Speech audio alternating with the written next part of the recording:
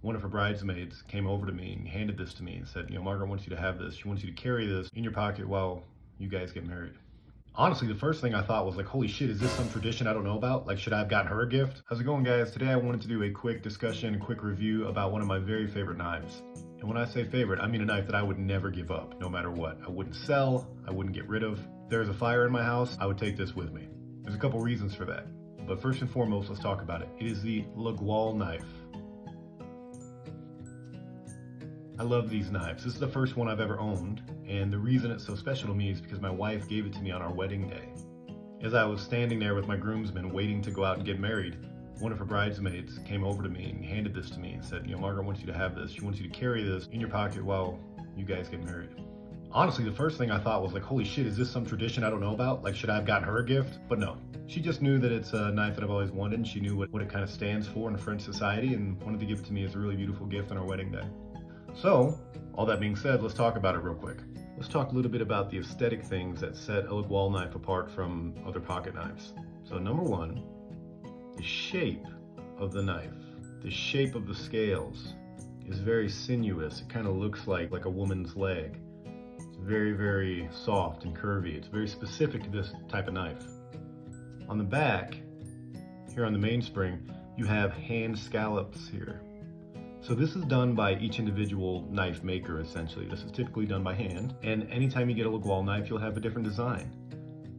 The B up here, or the fly, is part of a Laguiole knife. Now, there's a lot of different discussion about where these aesthetic things came from, what it means. I'm not interested in a history lesson. You can look that up yourself on Wikipedia, but it's definitely like a defining characteristic of these knives. They're very, very cool. They're very, very specific, and they're very, very unique. The blade itself is about 3.5 to 4 inches long, relatively large blade, nice and broad. This is a slip joint knife. There's no lock to it essentially, but these are really well constructed. Like, I'm not gonna do it because it's not good for the spring, but once it gets to about here, it snaps shut with a force that can cut your finger up really good.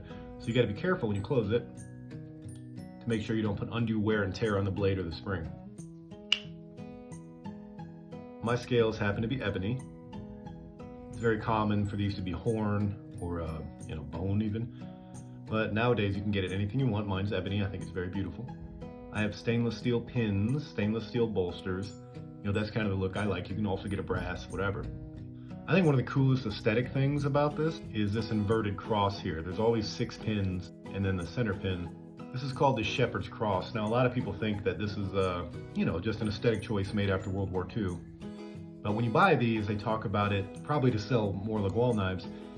They give it a little mythology. That the idea is that if you're a shepherd, and you're taking your animals from one place to another, you might be on the road for weeks, you might not come across a church. And the idea is that when you're eating your dinner, or you're putting your cheese out for lunch or whatever, you open your knife, you stick it in there, and then you have something to pray towards. You can make a makeshift altar with this. That really does kind of lean into the utilitarianism of this knife and the sort of people who used it. Now, is that true? Probably not, but I still think it's cool. And I like that idea, I like that aspect of the story. Laguiole knives now are, obviously they're known for the quality of their product. So these are some of the best pocket knives in the world, that's a fact.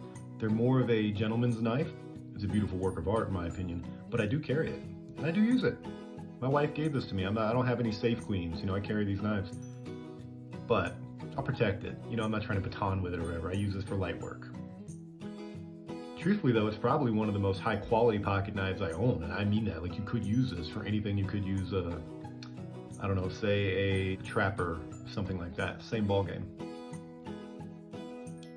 Laguiole knives are relatively expensive. You can get knockoffs from China anywhere. But if you get an actual one, there's a couple forges that make them traditionally, Actiforge, or I think there's one like Laguiole in a Brock or something like that. But there's a couple places that do it traditionally, and they're good. You can get them customized however you want it. Sometimes you get them with little like corkscrews in the back or whatever. Laguiole knife's gonna cost you between $70 and $500. Depends on what materials you use and kind of what you choose. But they're like heirloom quality knives. These are commonly given out as gifts to young men for hitting milestones in their life. If a guy graduates high school, if he gets a promotion, that kind of thing. It'll be a traditional gift from the people in his life to give him one of these knives to commemorate it. I mean, it almost doesn't even bear discussing, but obviously, these knives are really sharp. Anybody who's owned a Laguiole knife knows that they are second to none in every possible way.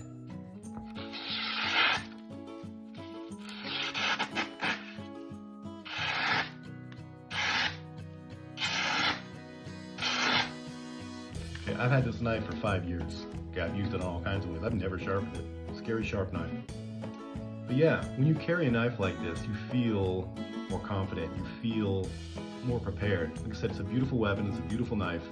You could definitely use this if you wanted to stick people with, whatever. But it is a utilitarian knife.